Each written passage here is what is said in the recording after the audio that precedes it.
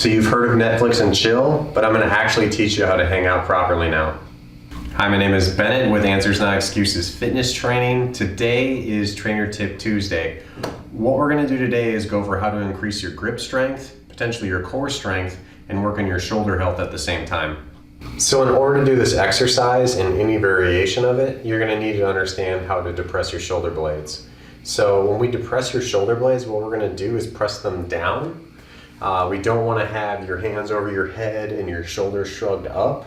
We're going to have our arms locked out and I'm going to be burying my shoulder blades down. Now when I do this, I don't want to just try to push them down and just like arch my back to make it look like I'm doing more and I'm actually doing this. We actually want to have your arms completely locked out, and here we're driving them down. It's not a big movement, but you can see how I'm shrugged here and now I'm depressed there.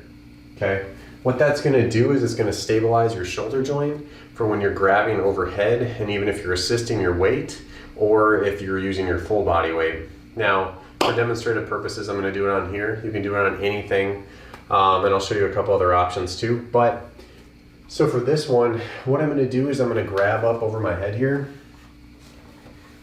and I can't again let my shoulders shrug up to my head here. I gotta drive this down. Even if my legs are on the ground like this, I gotta drive this down anytime I'm here.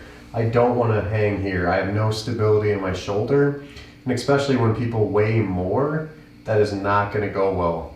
Okay. The other thing to consider here is sometimes people, if they weight a lot, they shouldn't be attempting something obviously with their weight really, because you can easily like tear your bicep or something. You got to get that function down of that. So there's a drill where you could just literally have your hands above your head, going back and forth, and other different low trap activation exercises. So this one's jumping off at a little higher point, but obviously if I want to support some of my body weight, I could come here, leave my legs on the ground, I don't have to pick them up, depress my shoulder blades. Now I can just hang, okay? Now this doesn't seem like a lot. If I'm pushing up with my legs, yeah, I can make it really easy. Or I can support 50, 60% of my body weight, whatever that is, just by doing this. Now, at a certain point, obviously your hands are gonna give out, or your shoulder blades being able to be depressed are gonna give out. If you lose, obviously, your hands or your shoulder blades being depressed there, just stop. This is something you can work for time, so you can try to hold that as long as you want. If you wanted to work on your core at the same time, you could pick something where you try to pull your knees to your chest and hold it. You could do reps for that, or if you had enough space, like right now, if I tilt my pelvis like this, I'm actually contracting my core as we speak. I just don't have to pull my knees to my face. You could also pull one at a time. You could bring both, extend one, extend the other. You could extend both. You could extend both and hold it. You could kind of do a little bicycle here. You could go the other way. So there's lots of different options you're going to have from that, and you're going to be able to pick one that kind of fits where you're at. So another option you're going to have is just use a suspension trainer, rings, or anything else you can get to hold on to. So I'm going to use this just because it's a little more user-friendly for what we're doing. But you could also even use a Smith machine if you have the gym access, or if you have like a barbell and a squat rack, you could do the same thing. So imagine you had something, let's say this high. Could be a little higher too. There's not a wrong answer here. It just depends on how difficult you're going to make it for yourself.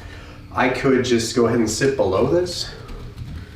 Obviously I'm sitting in a squat here. I'm holding on. Now you could just practice for a drill, just pulling your shoulder blades down, letting them out, pulling them down, letting them out. Okay, so that's going to be a complete option.